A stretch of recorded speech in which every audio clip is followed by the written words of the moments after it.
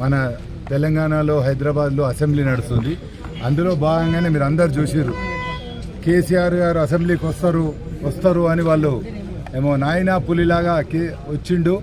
ఒక 2 నిమిషాలు సంతకం పెట్టి వెళ్ళిపోయినాక కూడా ఈ సెషన్లో నిన్నగాక మొన్న కూడా మా ముఖ్యమంత్రి రేవంత్ రెడ్డి గారు అసెంబ్లీ సాక్షిగా చెప్పిండు, కేసీఆర్ గారు అసెంబ్లీకి రావాలి, ఇక్కడ ఉన్న తెలంగాణ సమస్యలు ప్రస్తావించాలి, వీటికి పరిష్కార మార్గాలు అందరం కలిసి చేసుకుందాము అని. మేము అందులో భాగంగానే ఇవాళ కేసీఆర్ గారి దగ్గరికి వచ్చినాం. సార్, మీరు స్టార్ట్ చేసిన పెండింగ్ ఉన్న వర్క్స్ కంప్లీట్ చేయాలని అదొక్కటే ఎజెండా మాది. అది ఏమేముందో మీ అందరికి తెలుసు. అన్నిటికన్నా ముఖ్యంగా డబుల్ బెడ్రూమ్లో వాళ్ళకి ఎంతో ఆశతో మల్లన్న సాగర్, కొండపోచమ్మ 2 రిజర్వాయర్లు కట్టించినందుకు వాళ్ళు ఎంతో సహకరించారు. వాళ్ళు సహకరించినందుకు వాళ్ళ సమస్యలు అప్పటి నుంచి ఇప్పటిదాకా ఎక్కడేసిన గొంగడి అక్కడనే ఉన్నాయి. మేమేమో పేరుకు అధికారంలో ఉన్నాం, కానీ ఆయన ఎమ్మెల్యే, ఆయన అపోజిషన్ లీడర్. మీకు అందరికీ తెలుసు, ఒక అపోజిషన్ లీడర్ అంటే మినిస్టర్కు ఉన్న అధికారాలు ఉంటాయి, మినిస్టర్కు ఉన్న జీతం ఉంటుంది. మరి నువ్వు జీతం తీసుకుంటున్నావు, సరే నువ్వు ఫామ్ హౌస్లో అంటున్నావు, జీతం తీసుకోకపోయినా నిన్ను బాధ్యత గుర్తు చేయకపోతుంది. నువ్వు జీతం తీసుకుంటున్నావు కాబట్టి నీ బాధ్యత గజ్వేల్లో నువ్వు ప్రారంభించిన పనులన్నీ కూడా కంప్లీట్ చేయాల్సిన బాధ్యత ఇప్పుడు కేసీఆర్ పైన ఉంది.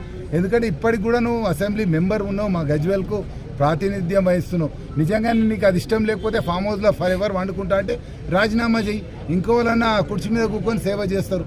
అందుకోసమే ఇవాళ మేము ఆయన ఫామ్ హౌస్కి వచ్చి ఆయన కార్పెట్ వరిసి పూలు వేసి మీరు బయటకు రండి, మా సమస్యలు ఎన్నోర్రి, ఆ సమస్యలల్లో కొన్ని అన్నా చేసే ప్రయత్నం చేయండి అని అందుకోసమే ఈ కార్యక్రమం తీసుకున్నాం. మీరు అందరు కూడా గమనించాలి, ఒక 6 నెలల కింద కూడా మేము కలెక్టర్ గారికి మెమోరాండం ఇచ్చినాం.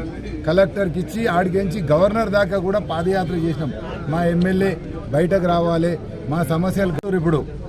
ఇప్పుడు గజ్వేల్లో రేపు ఆ డబుల్ బెడ్రూమ్ సమస్యలు చూస్తే రేపు ఎప్పుడన్నా మన గజ్వేలే గత్తరలేస్తుందేమో అని. ఇప్పటికి కూడా ఒక సెప్టింగ్ ట్యాంక్ అనేది లేదు.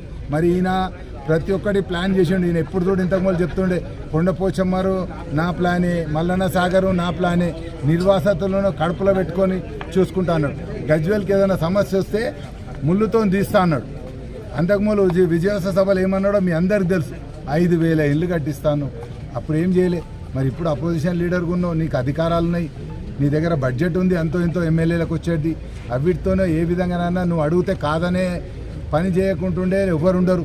నీకు ఇప్పుడున్న మినిస్టర్లే కాదు, ముఖ్యమంత్రి కూడా నువ్వు 10 పనులు అడిగితే అందులోంచి 8, 9 తప్పక చేసే విధంగా ఆయన కూడా ఉన్నాడు.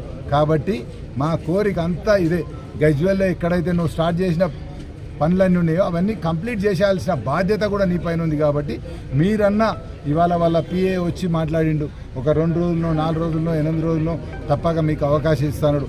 అదృష్టం కొద్ది అవకాశం ఇస్తే మన దగ్గర ఉన్న పెండింగ్ పనులన్నీ కూడా ఆయన బాధ్యత, ఆయన ఎమ్మెల్యేగా ఉన్నాడు కాబట్టి అది చెయ్యాలని. అందులో భాగంగానే ఇట్లా నిరసన కార్యక్రమం కాదు, రిక్వెస్ట్ కార్యక్రమం. మా ఎమ్మెల్యే గారు బయటకు వచ్చి మా గజ్వేల్ ప్రజలందరినీ కూడా అక్కడున్న సమస్యలు తీర్చే విధంగా పని చేయాలని మీ ద్వారా ఇప్పుడు కూడా మా కేసీఆర్ గారిని మీ ద్వారా కోరుకుంటున్నాను.